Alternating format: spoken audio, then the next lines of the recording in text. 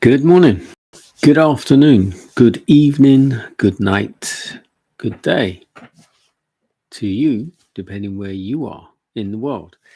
We are here live in London doing our nighttime devotion. The title of the devotional is called To Be Like Jesus. The title today is Rich Blessings from a Sabbath for the Land. Leviticus 25 verses 3 and 4. 6 years you shall sow your field, and 6 years you shall prune your vineyard, and gather in its fruit. But in the 7th year there shall be a Sabbath of solemn rest for the land, a Sabbath to the Lord. You shall neither sow your field nor prune your vineyard.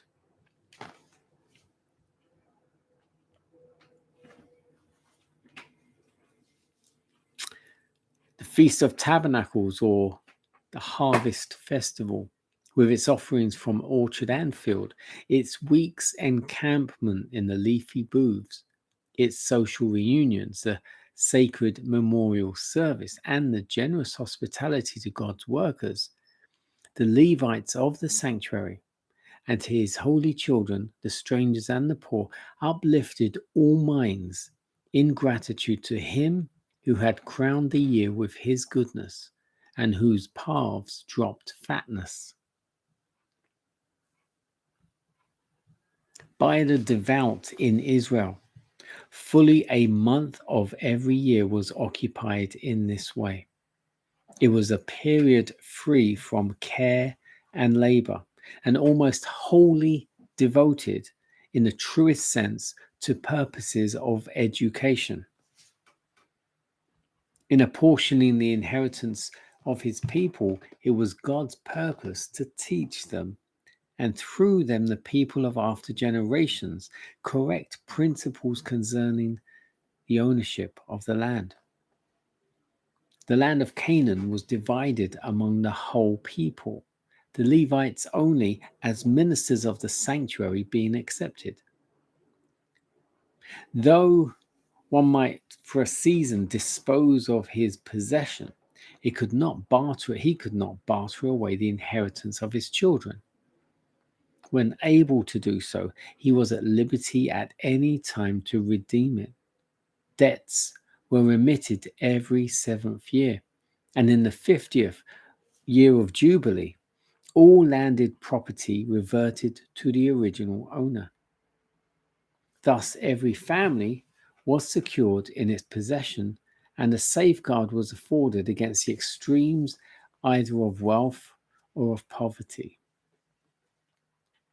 By the distribution of the land among the people, our Father provided for them, as for the dwellers in Eden, the occupation most favorable to development, the care of plants and animals.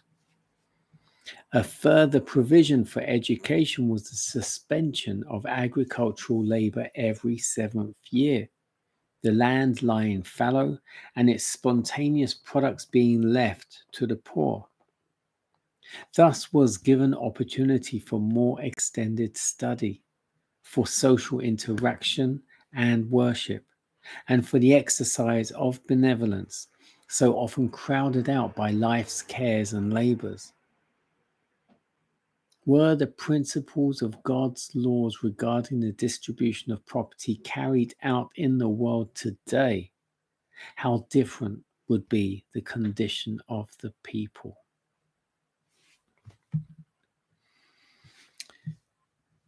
Now we're going to try and revisit this.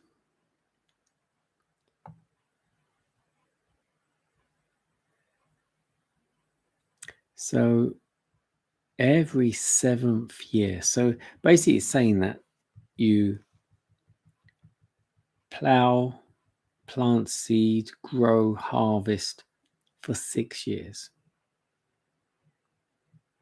And then on the 7th year, you leave the field for the whole year to recycle itself, I suppose you could say. But in doing so, obviously,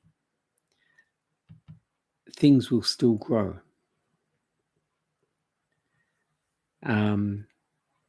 And here it says, when products did grow spontaneously, which they would, it was given opportunity for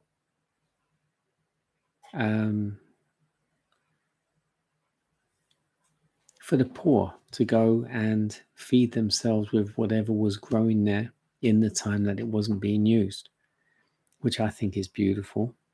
But every 7 years, that's kind of long.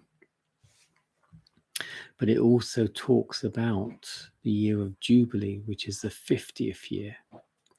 Now, the year of Jubilee, so here it also mentions about our father had dealt the land to every family. Every family had their land. And after a certain amount of time, they were free to do with it as they will, to redeem it, if it's to pay debts or whatever they had to do. But that same family, after 50 years, will then get their land back, which basically means every generation or every other generation always comes back to that same land, or the land always comes back to that family after, I think it's 50 years would be like 2 generations, which again is beautiful.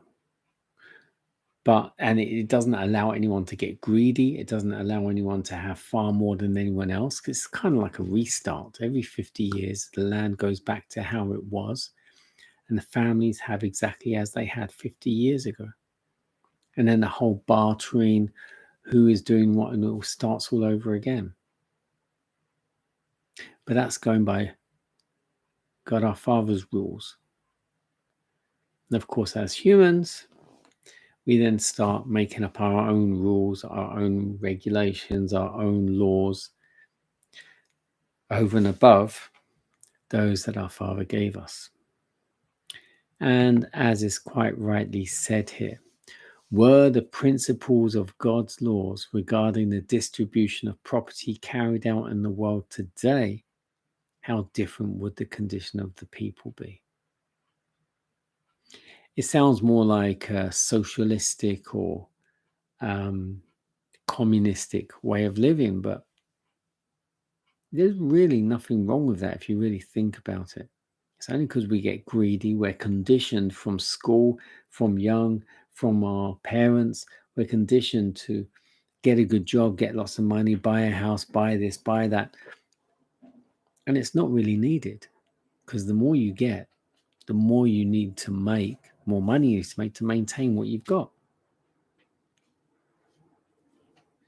If we can remain humble and content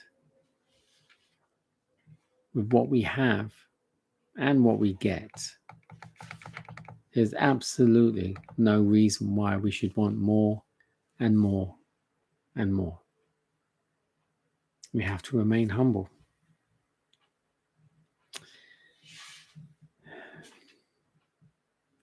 I have a roof over my head.